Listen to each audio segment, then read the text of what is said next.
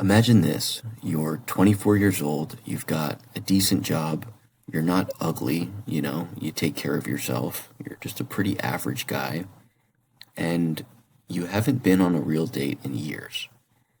If you're a Gen Z man, you probably don't have to imagine this because this is most likely your reality. Over 63% of men under 30 are currently single. 44% of Gen Z guys never even had a girlfriend in high school. And the ones who did, that was the last time they had one. This is more than double the rates we had with both millennials and boomers. For something to remain fairly consistent throughout all these generations, and then we get to Gen Z, and a system that has worked for basically all of human history suddenly starts seeing major issues, that tells us something is very broken. And the worst part, in my opinion, nobody is talking about it.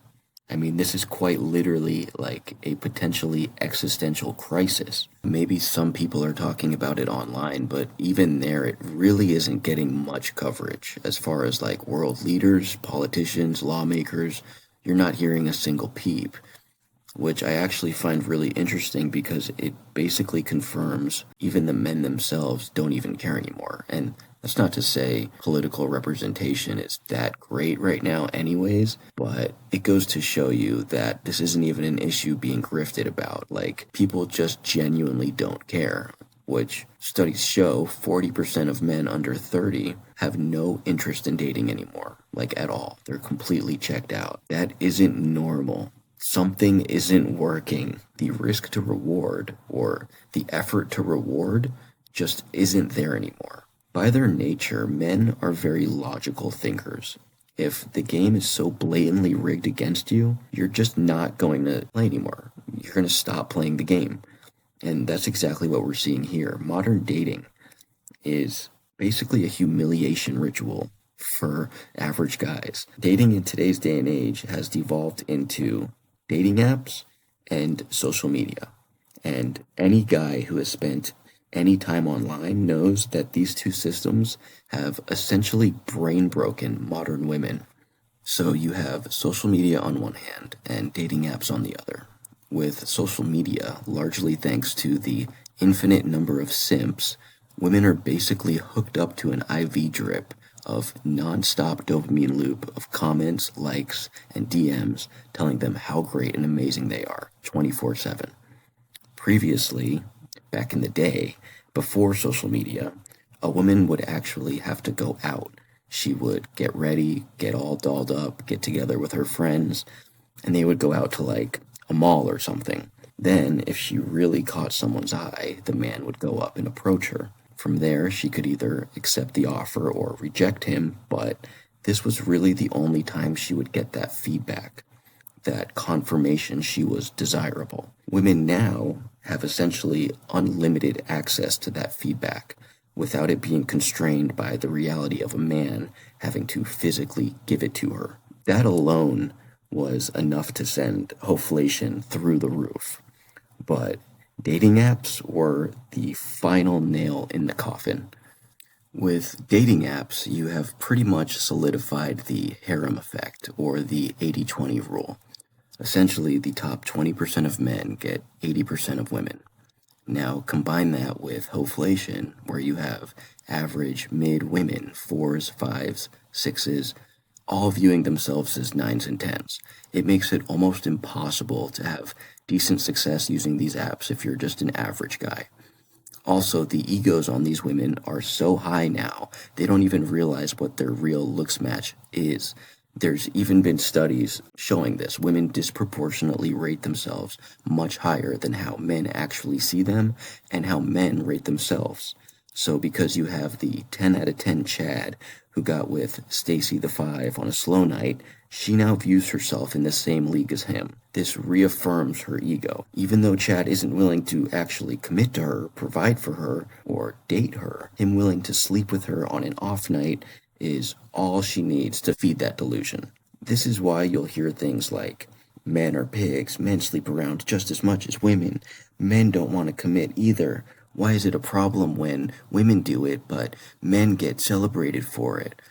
Things like that you hear all the time from women. Well, actually, Men aren't sleeping around. Most men aren't even having sex, let alone dating. It's the 20% of men they are all practically throwing themselves at who are sleeping around. And why would they settle down?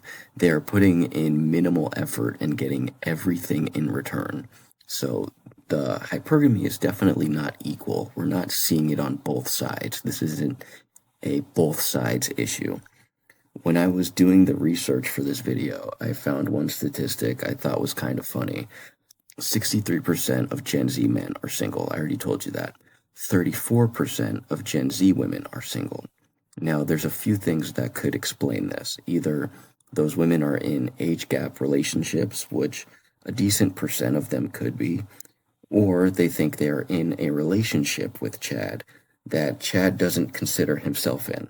He's just hooking up with them. Or these women just consider going out and sleeping with random men every weekend as dating. Women tend to have a lot of different cope terms for basically being sexually active but not able to get the man to commit, like situationships, etc. So, when this is what the current dating game looks like, it's really no surprise almost half of all men have completely checked out. Not only does the game feel so rigged against you, the reward for playing the game, the quality of the women, has gone down dramatically. The modern dating scene for men is basically a humiliation ritual. Don't get me wrong, it's still possible to find a decent girl. But like I said, the effort to reward is just not worth it for the majority of men.